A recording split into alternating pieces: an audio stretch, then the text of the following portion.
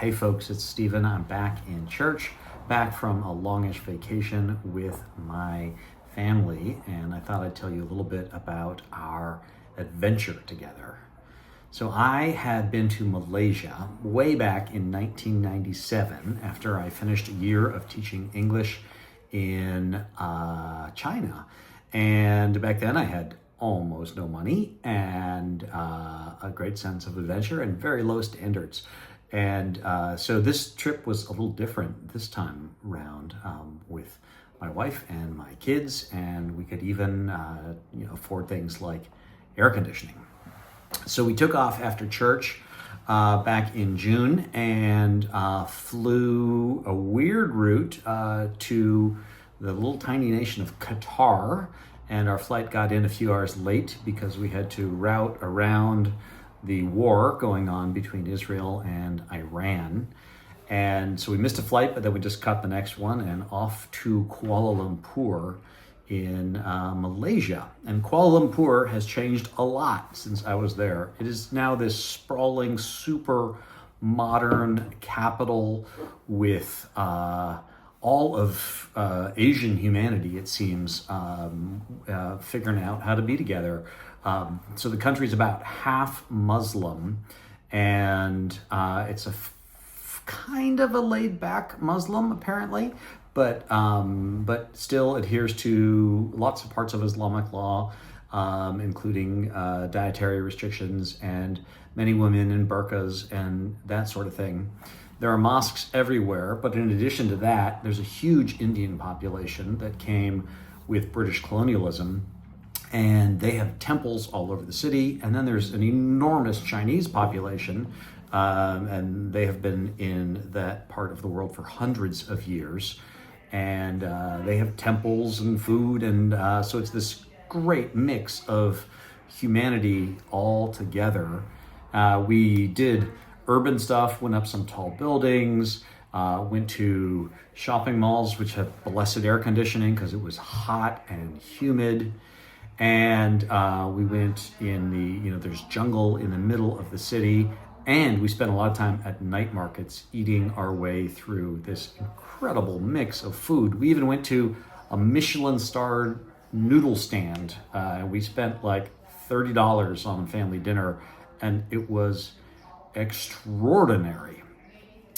The whole time we were there, we met a total of 2 or 3 Americans. When I was back there in 1997, I met a lot of American tourists, but they are just not out there right now.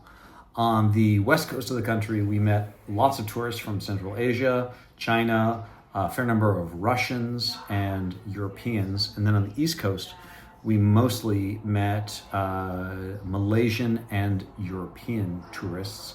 And it's really easy to tell them apart at the beach because many of the Malaysian women swim in what are called burkinis.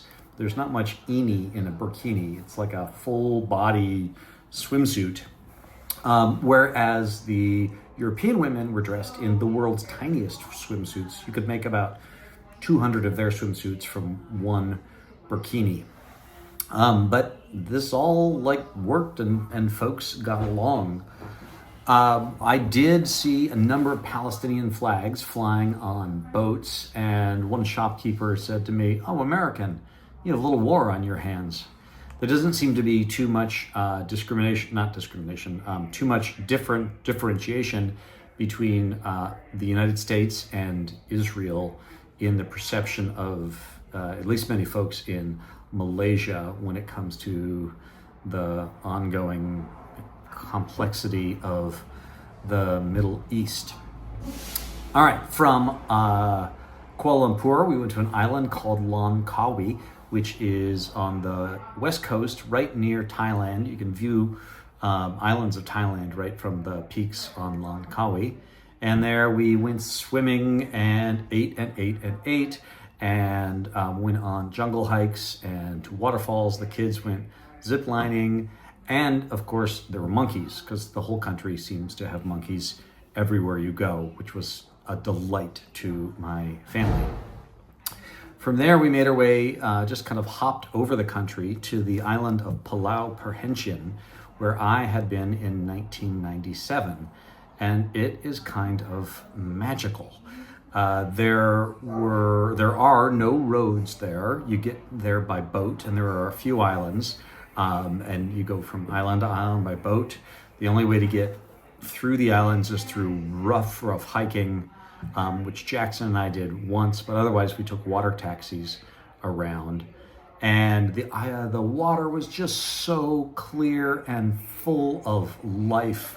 With the kids, we just right off our beach, there are these giant sea turtles, and then we went snorkeling a bunch and found ourselves in the midst of about like 100 black-tipped reef sharks, which get up to about 5 feet, the big ones, but mostly they're kind of baby sharks. And it was amazing. We're just surrounded by sharks, but they don't like to eat people, thank God, or at least they don't eat Episcopalians and Lutherans. So we were quite safe from those. My family also let me go scuba diving, and I went 5 times. I did some cave diving, which was super cool and kind of rare, but it was fairly short and safe, and dived a few wrecks. Got into the middle of a whole like ball of barracuda swimming around. There were clownfish and just all kinds of variety and sea life, and it was just like right there, out there. It was amazing. It was just so great to have relaxed time with the family. I read 3 books, and we all caught up on sleep, and we had meals together all day long, every day, and it was just like a suspension of normal life, and I loved it. From there, we made our way back through Kuala Lumpur and then hopped over the Indian Ocean back to Qatar. And Qatar had been briefly shut down while we were in Malaysia due to bombs flying over the Persian Gulf into an American airbase in Qatar, but you would not have known it when we were there. Life just seemed to proceed as normal. Qatar is beautiful and super modern and very Arabic, and incredibly prosperous from endless oil. And there were, Arabic guys in the headdresses and the long white robes driving around Ford F-250s and giant gas guzzlers, and they seem to have endless energy with which they power massive shopping malls and air conditioning. And one of the shopping malls we went to had ice skating and snow tubing inside. It's just kind of this crazy concentration of energy and wealth in this little tiny pocket. It is a kind of a monoculture of Islam. It's very traditionally Islamic. We visited a few mosques and learned more about Islam and about Iran and their relationship. I did meet in a traditional market a really lovely Iranian shopkeeper, and I bought some textiles from him, and we just sort of had a lovely time comparing notes on our countries.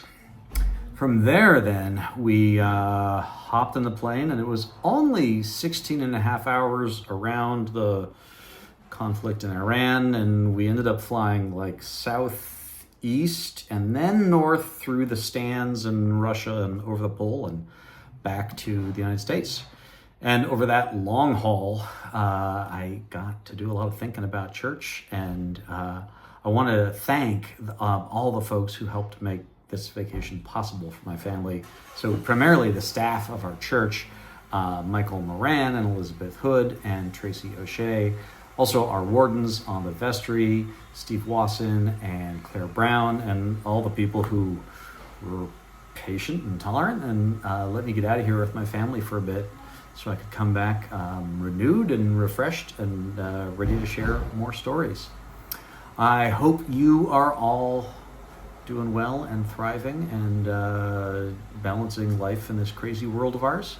And I'm looking forward to spending the rest of the summer with you. God bless you.